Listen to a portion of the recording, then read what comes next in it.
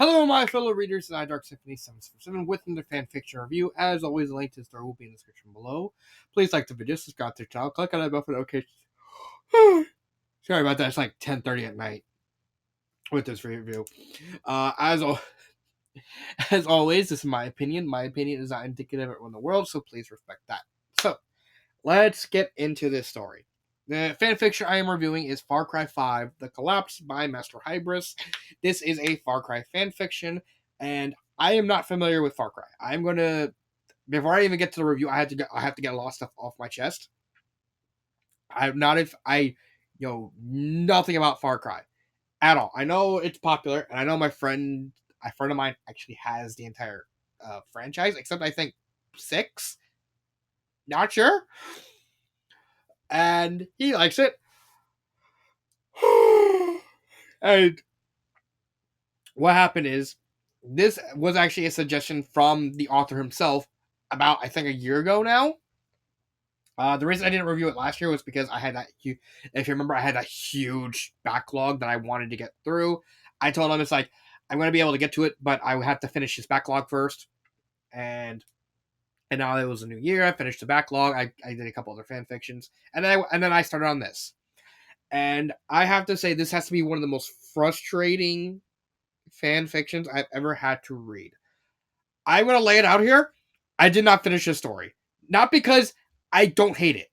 I don't think this story is that bad.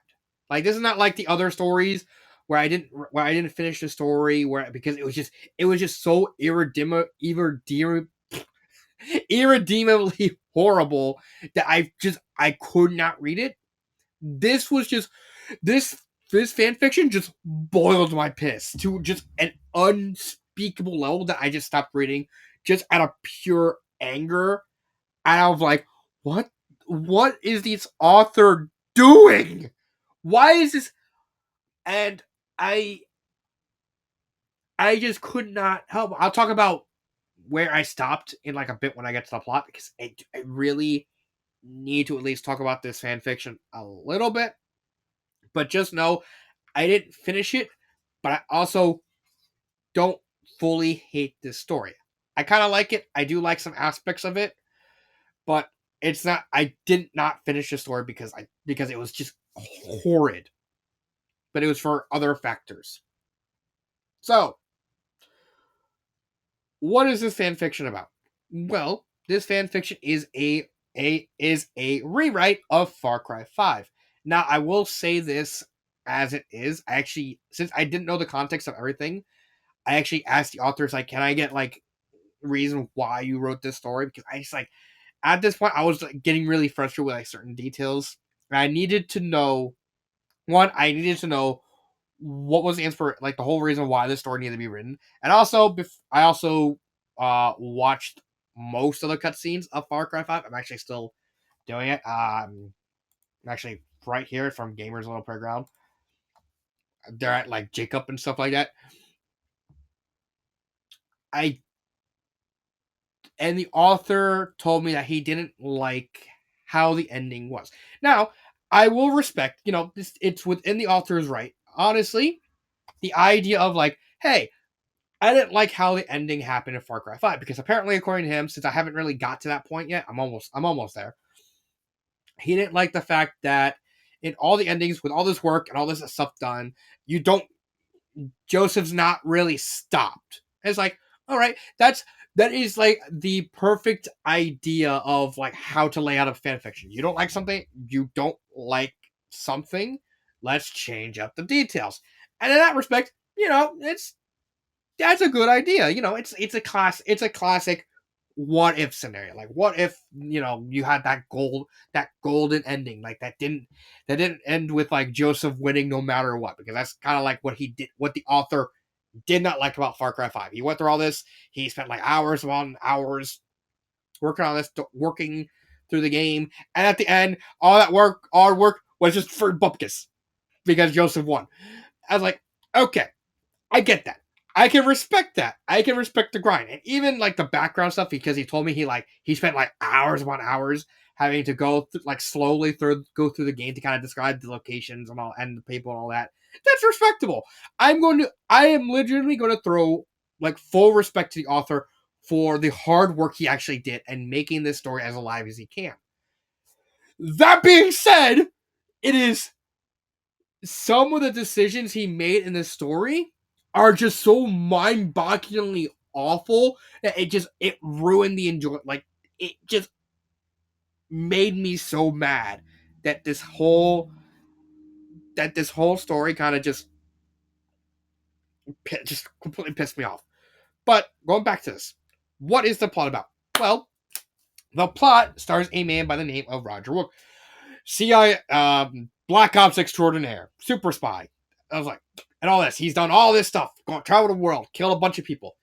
He is being put on ice. Basically, he's being put on temporary release. That way, people don't kind of wise up to the fact that he's kind of like working for the CIA, working for like American government. It's like we want you to lay low down for like a year. Let you get that time off. Still get paid. We get you a job easy and it's that way. And then once the year's up, you come back and just do what you keep doing. He goes in, and then he goes home to Hope County, Montana, and he finds out that most of the city. Sorry, it's like really late, but I wanted to get this review out. The most of the city has been taken over by this cult called Eden's Gate. I think it's called. Okay, Project at Eden's Gate. Sorry, I knew it something. I knew it had something to do with Eden's Gate. Project at Eden's Gate, where they were like some sort of like weirdo hippie doomsday cult because of something called the Collapse. Wank, wank, nudge, nudge. And they were slowly kind of taking over the town, kind of forcing everyone to kind of work for them. And if you didn't, you were either killed or you're just removed from the issue, or you're like hypnotized or drugged up in the case of the Blizz. And Roger finds out, hey, this cult is pretty much took over the entire town where I grew up. So he gets help from his dad. He gets help from the sheriff of the sheriff's department, who's like one of the few that's still like in the know and all that.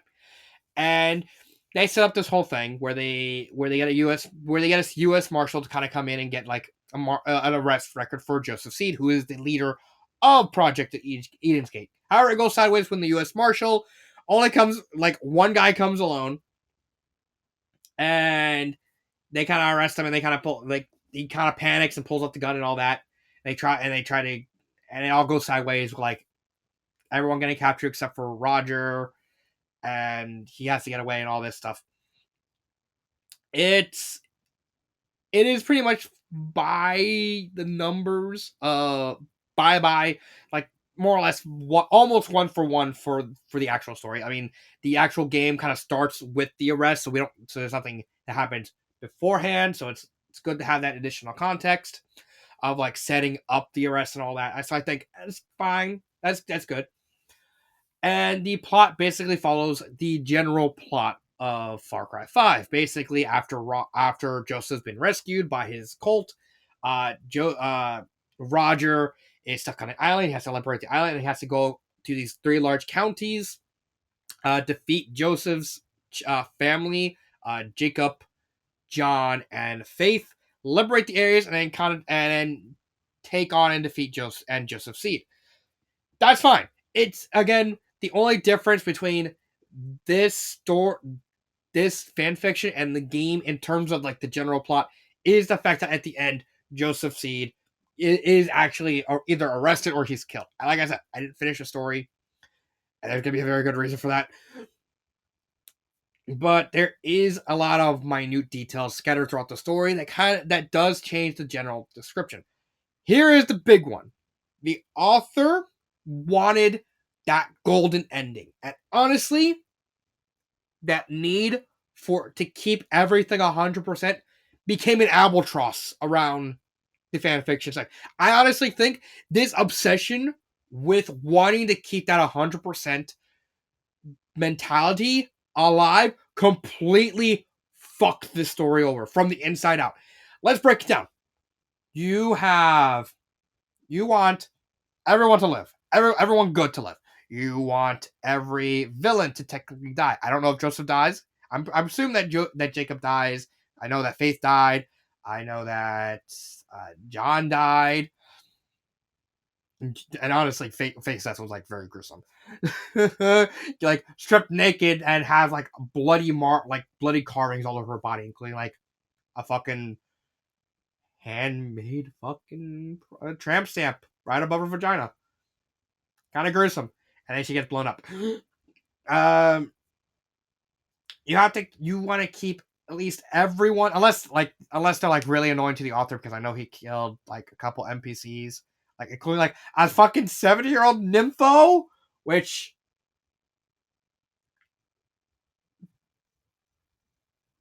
yeah, I have no words for that. But for the most part, he wanted to keep everyone alive. That's fine, except for two things. One, the author made the cult so incredibly incompetent at their jobs that it removes all the threat they have as an actual opposing force. When you want to write this type of story, if you're trying to go for this like golden ending sort of deal, you need to try and write a way to make the villains come off as threatening. So that way it becomes leaves a sense of believability that everyone's surviving. With this, they're just treated as so incompetent in everything that you that that it kind of comes off as pathetic. And then you made every single member of the resistance, wherever they are, so incredibly hyper competent that it takes any level threat, because now you can't now whenever anything happens, you can't have anyone killed. You go out of your mind to give every single resistance member fucking plot armor. No one can die. No one can really get injured. It takes until roughly around chapter 30 for anyone to even get injured. Any members of the resistance get remotely injured. And even then, oh, a couple of good guys are right near a really large explosion. Oh, they just survive. They shrug it off. Fine. Meanwhile, all the cultists they died like, instantly. Like, why? Why are you? Why would you set up the cult to be so competent? And I'm not even saying like in the game, like based on what I read, watching from the cutscenes, they're not particularly that competent in the cutscenes as well, but they're more competent than this. At least they're an actual threat with like when they actually kill people, it actually has narrative weight because of the whole manipulation and all the brainwashing, and also like yeah, they're like you actually want to see them die. Even like again, they're not that competent in the game from what I watched. But again, they're more competent here. But also, the resistance members are not perfect. They have flaws. They get overrun. Like with at the beginning, Joseph's John is able to break into the city where the resistance is and hold up at the little church held by Jerome, and they basically they basically do all this uh interrogation, like witchcraft, and trying to like John's trying to carve the sins to people and rip it out, and by ripping it out, like actually skinning the person off, like that's kind of creepy. But it paints the cult as an actual threat and the resistance as actually fallible. So that way, when they actually win, you get that sense of euphoria. Here, it's just such a bloody curb stomp because it doesn't matter what the cult throws at them; they just immediately win. It's so poorly done because it's just constantly repeating Colt does something. Resistance gets like no injuries, and then the Colt just completely just dies because they're just so incompetent they can barely even aim. Just I why? And that's not even talking about Roger. I fucking hate this. Oh. That leads me back to the 100%. It's I understand why you wanted to do the golden ending, like the whole idea, because you need to have 100% in order to get the golden ending. Fine, I gotta respect that. Like I said, I respect the author for the grind, but again, it comes down that you need to balance the idea of trying to get that golden ending, because it really doesn't feel like the good guys earned it. They feel like it feels more like they're bullies, because they just you can't have it painted this way, and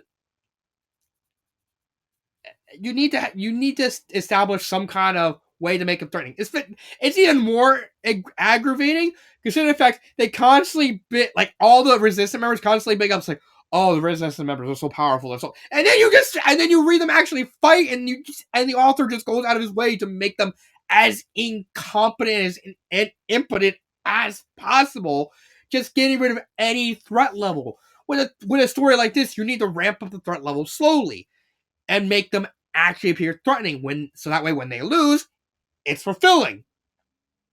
It doesn't feel fulfilling. It just feels like it literally just feels like like a calling, like an actual. And that's like no. That's not even the worst part. Like, okay, so we have a cult, we have a resistance. Guess what the resistance acts like?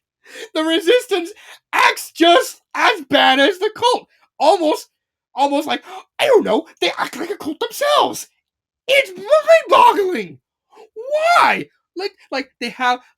They treat the members of the cult as like not even human. They treat them as like stuff, like just inhuman monsters that just need to automatically be killed no matter what, in the most inhumane way possible. Because guess what? The main character is a fucking sociopath.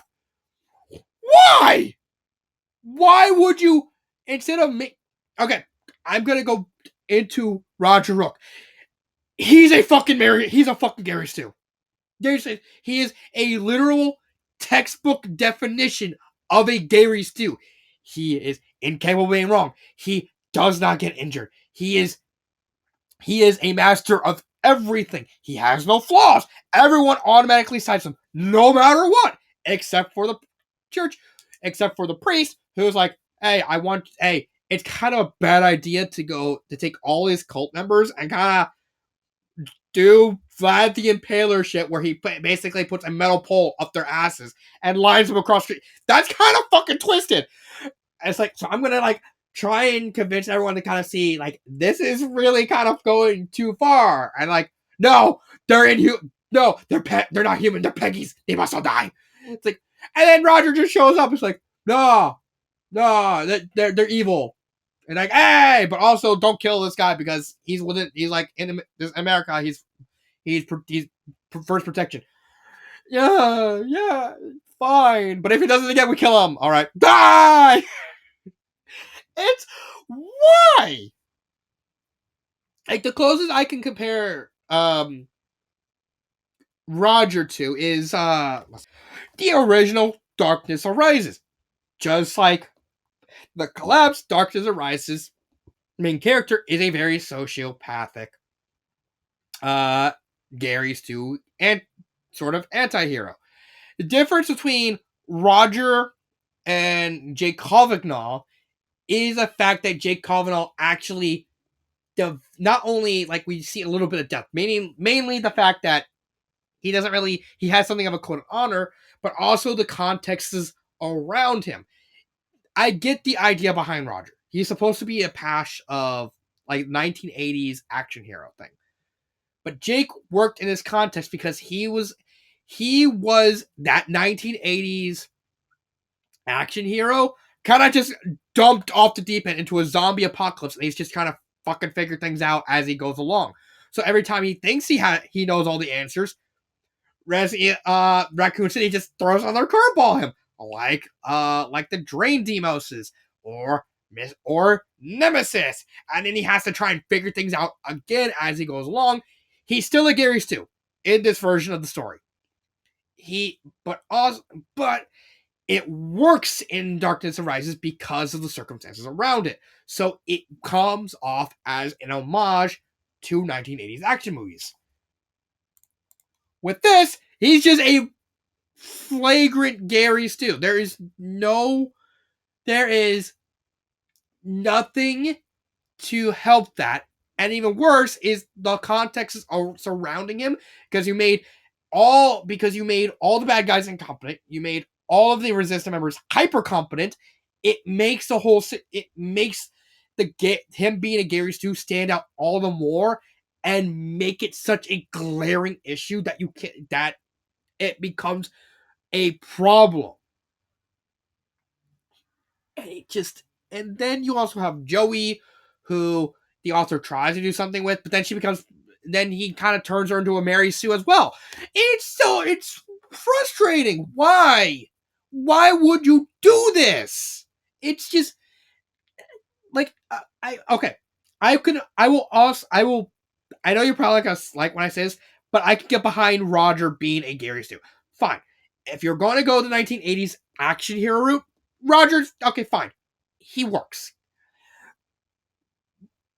But the fact of the matter is that context around him is so off that it just makes the Gary Stu-ness just stand out all the more and just does not work. And that's not even getting the whole part of with Faith. I need to actually show you this. So where is it? Is it right here? I believe it's right here. Let's see. Because there is. Where is it? No, it's not this. Let's see. Oh yeah, right here. It should be. There is a part in one of these chapters that is just so horrible. So at this point, they're about nearing the end of the whole thing involving taking down Faith Seed. Roger's knocked out of commission because he injected so much bliss. Oh, guess what? He turns into like a technically god thing of the whole cult, because they're trying to make a saint. Oh look, Roger's a saint because of course he is. Let's see. Yeah, right here. And Faith is trying to get Joey to separate from Roger in order to try and at least get some kind of edge up. So she manipulates Joey by trying to appeal, like, yeah, Roger's the most inhumane being I have ever encountered. Yeah, that's an obvious one. And try to appeal her because Roger's a machine, Joey is not. When Joey asks, like, okay, what's there? Okay, then why is Roger look like? Okay, so why do you think Roger's using me? Trying to like play coy with her. Faith goes two things. One. Faith says that any woman will just throw themselves at Roger. Joey denies this, except it's the truth. Roger openly admitted he slept with a lot of people. As part of his job, guess what? He has a bunch of girls thrown at him. And then, later in the story, he gets into implied foursome with 3 women. Oh, yeah! The other thing is, Faith argues that Roger sees Joey as a resource. Again, Faith refutes that. However, that's the fucking truth. Here's the thing with Roger's character. He is a sociopath. He does not see people the way other people see. He even openly admits, I only see people as a resource, because even when Joey getting in early in the story, when she's getting interrogated by John, it's like, what makes Roger tick? She goes, well, Roger literally is a numbers guy. He doesn't see people as people. He sees them as numbers, i.e., as resources. She even gives the example that when he goes to help people, he's not going it to, trying to help out.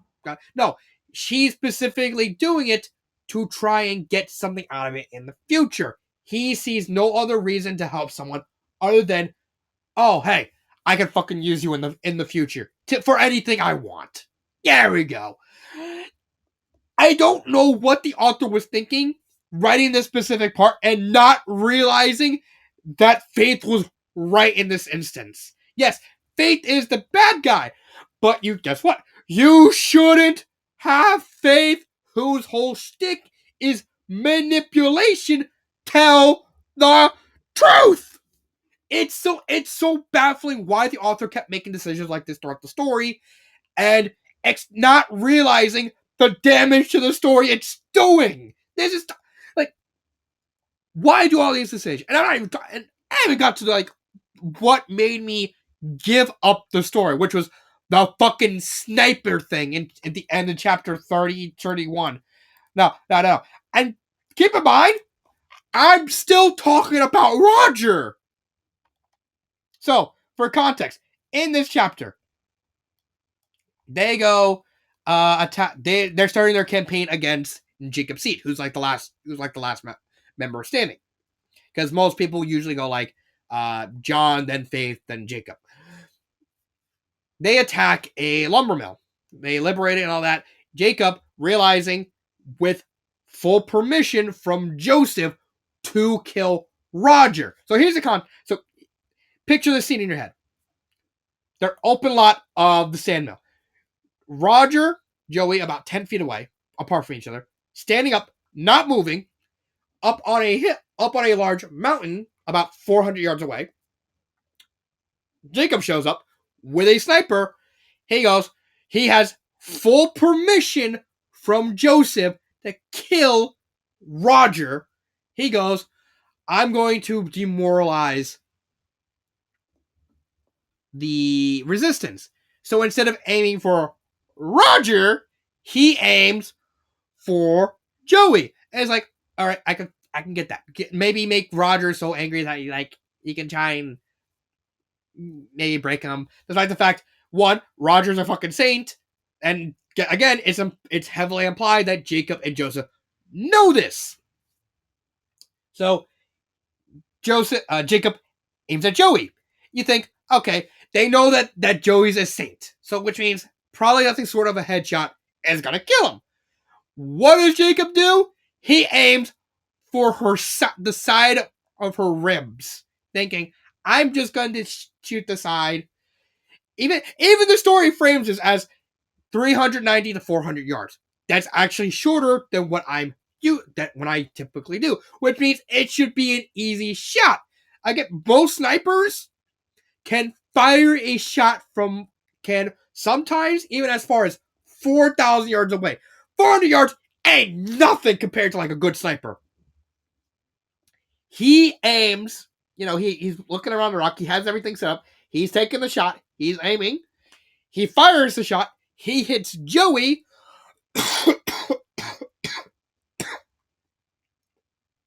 Joey goes down. She's injured.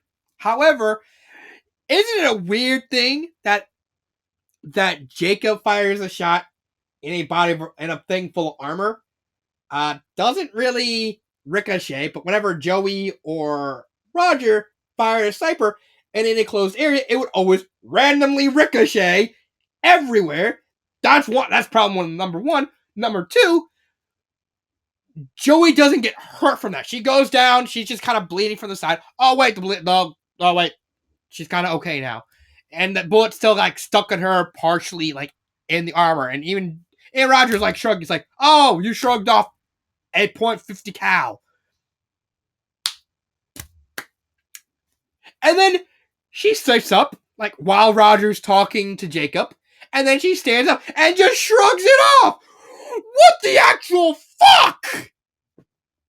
And it was at that point that I'm just fucking done with this, because the author's blind obsession with keeping every single resistant member alive to have that 100%, it's completely killed my enjoyment of the story. It's so overbearing that I just couldn't handle it, and I just got so pissed from that because that makes that whole thing, even in the context of the story, makes so fucking nonsense that it boils my piss. I've never seen something on that level of bullshit in any literature before.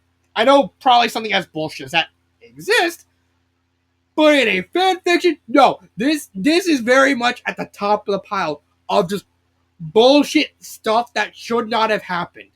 And more likely, the author probably thinks, that's okay because I get my golden ending.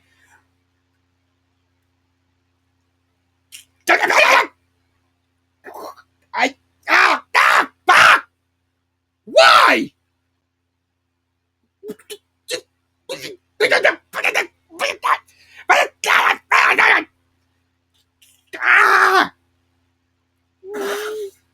So frustrating having to read that part, knowing it makes so unsense, but it only makes sense in the context of the author just needing everyone alive, no matter what. Even even if he has to bend over backwards and completely destroy any consistency in his story to keep that alive. What? It's so agonizingly frustrating. And I haven't even talked about any other character. What other characters? It's the Roger show, and his whole thing is that he's a sociopath who doesn't care about people. He only sees them as a resource. He's literally a textbook definition of a stew. That there's just and the characters are just basically blindly worshiping him because his whole thing is like convince everyone to blindly hate the Project Eden Gate to the point where they become like another cult. Now, if there's something that happens later in the story that kind of I don't know, fixes that, that is like, all right, I'll probably read the rest of the story. And I haven't even gotten on the fucking contrived coincidences. It's just I don't like the only oh I hate my life sometimes. I hate my life sometimes. Some of these stories are just so frustrating to read because with like with the one Vocaloid thing that was just so horrible. And I kept thinking, I was like, it's a good idea, and it's like, oh, I just can't. It's just so frustrating with all the bullshit the author has to apply just to and ruin his own story just so he can get the ending he wants. Oh, oh, oh, oh. Okay, I'm done. I did. I'm done. I'm done. I'm fine. I'm fine. Grammar error and sentence structure. I think it's fine. I think it's fine. Hell, I'm even okay with the pacing. I think having a more slower a constant switch between slow and fast paced action, depending on what's going on, and it's fine. It matches it matches Far Cry from what I can read, from what I saw from the cutscenes, because the cutscenes also had some gameplay stuff. I'm like, all right, that's fine. Uh, I think the pacing overall is fine. I don't like the massive overuse of contrived coincidences. For context, remember how I said when you overuse contrived coincidences, it becomes really, really bad. Yeah, this story is a perfect example of what happens when you over rely on contrived coincidences. You get a farce according to Wikipedia, is a type of comedy that seems to entertain an audience through situations that are highly exaggerated, extravagant, ridiculous, absurd, and improbable. A large portion of what makes it far separate from other types of comedies is the overuse of contrived coincidences. The whole point of using a now, like I said in the review when I last talked about it, contrived coincidences are fine in small doses and are actually required in storytelling.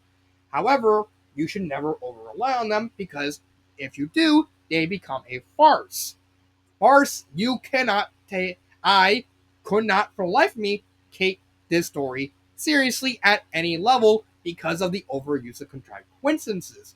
Every time, every single battle between the Resistance and Project Eden Gate is overrun with contrived coincidences to try and give the Resistance a leg up. When it becomes increasingly obvious that I simply couldn't take anything about the story seriously. It's such a weirdly specific thing to complain about, but it was absolutely necessary because I just did not.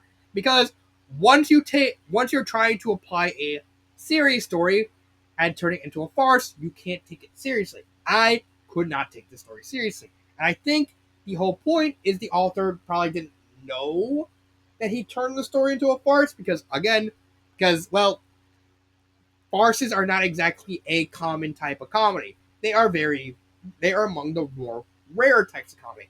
A well-known example of a farce is Monty Python and the Holy Grail. That is an example of a farcical comedy. But again, it's very rare and far between. I honestly don't think the author realized he was overusing contrived coincidences and ruined the story and kind of took the credibility out of the story. I'm giving him an out with this because it's because contrived coincidences are sometimes required. It's just don't overuse them, otherwise they become this. Now, but I will say, at least for one last bit of praise, I actually do respect the world building of the story. It's a very vibrant and colorful world, full of at least somewhat interesting characters. Again, this goes back to the fact that as what he told me, he spent hours upon hours not only writing the script for this story, but also having the game's map on so he can and also play through the game slowly so that way he can get every single description of every single location. Honestly, that is honestly admirable. But it doesn't take away from the fact that there's so much wrong with this story intrinsically from a foundation standpoint. Now that we got to the end, would I recommend this story? No, I reasonably cannot recommend this fan fiction. Even if first off, let's get the obvious thing out of the way. Even if I'm willing to defend Roger Rook as a Gary Stew, which I am, he's still technically a Gary Stew, and those terms come with a lot of very obvious repercussions. A lot of people don't like Stews. Period. They want to see fleshed out characters, and while I can understand why Roger Rook is a Stew in this context, a lot of people simply won't automatically read the story, realize Roger is a Sue, and immediately check out. This is something that every single story that involves a Sue will always happen to them. Not all the time because the author has to carefully navigate the Sue and make it work in the context of the story. It's the reason why I'm probably one of the few people in the world that is willing to defend Sues. And even then, there is a limit to what I can take when it comes to the context around them. Saitama works as a Sue. Katakuri, before his fight with Luffy, works as a Sue. Valkyrie from Fusion of Destinies 2 works as a Sue. Jake Cavagnaw, in the context of the original Darkness Rises, works as a Sue. Roger Rook even falls in that category as he works as a Sue, being an homage to 1980s action flicks. The problem is the context around the story, surrounding everything around Rook, is so ramshackled. It makes Rogers' Stu qualities stand out even more, and not in a good way. That now, other reasons why I don't recommend the story is the over reliance on coincidences, the over reliance on trying to make sure that everyone survives, leaving a utter lack of conflict and utter lack of really care in building up Eden's Gate as an actual villainous force, and even a lot of hypocritical minutiae throughout the story as I read it that involves really kind of painting the resistance members as horrible as the cult. Now, do I have a favorite part in the story? Honestly, I do like Joey's character it throughout the part of the faith chapters. Honestly, I like the idea of Joey being a more human version compared to Roger's machine-like qualities, where she's constantly questioning herself on whether or not she has what it takes to fire the bullet and do all these horrible things, and realize and slowly and her kind of coming to the realization that she kind of needs to do this stuff. I think that was a fine enough character arc in the context of the face chapters. Not enough to save the story, but in the context of of everything surrounding it, I think it's fine enough that I give it a pass. Things I would do to change the story, that's incredibly difficult. Again, this is coming from the fact that the author really is determined to keep a golden ending, which means he needs to keep 100% play. We have to go on the pretense that this is 100% playthrough. Not fully 100% because he does kill some characters that have missions in the context of Far Cry 5, but characters that a lot of people don't really like the 70-year-old grandma. She dies. That makes what thinking of anything to change the story really, really difficult because any possible change in the story could possibly cause a ripple effect to kind of cause the entire story to kind of risk going in the golden ending.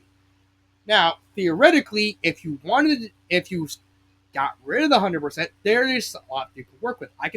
I'm completely fine with keeping Roger as a suit, but but instead of having him go constantly be journeyed by other characters, have him be a solo effort, have him be a one-man wrecking crew, and he completely bodies the entire cult by themselves. That would be fine. It would also make the threat the Eden's Gate still come off as incompetent because instead of dealing with a group of hyper competent forces, they're dealing with one super hyper competent guy who is just completely curb stomping them to no tomorrow. Even you can even play in the whole cult like behavior into the story by having more as the story goes on and Roger's going more and more depraved, trying to save his town. More and more people are getting wary of his behavior and how much of a sociopath he's becoming, eventually becoming a psychopath. Now, this would run the risk of possibly Roger having to get killed at the end. Because honestly, with that type of character, he would kind of need to die. But I'm will. But that's just a hypothetical. Another thing you can do is simply make Eden's Gate more competent. It would honestly be the least amount of work to kind of change the story because all you really need to do is actually make them a credible threat. Maybe have instead of them being in separate regions, they all work together to try and take down Roger. That's a path. But there's so much stuff that can be fixed with the story that honestly I can spend an entire separate video kind of dissecting what can be changed, what can be fixed, and stuff like that. It's just that wide. But I don't think I would want to. Or honestly, at the very least, if there's one thing I think that should change, it should be the scene with Faith and Joey. Just have Faith say something else that is an actual lie that Joey can prove she's bullshitting about instead of telling the truth. At least change that. Even if you don't change anything else, change that. So, yeah, I am sorry for the words hybris. I know you were looking forward to me, giving my review on it, and I didn't want to sound harsh, but sometimes when it comes to being a critic, sometimes you have to put your foot down and kind of and tell the tell the truth as truthfully as you can, even if it hurts someone's feelings. I do I do respect the work you put into the story. I'm legitimately not going to deny that. You genuinely, it genuinely looks like you put a lot of work into this fic, trying to make it as good as you can. I just think a lot of the decisions were just very, in hindsight, really poorly done.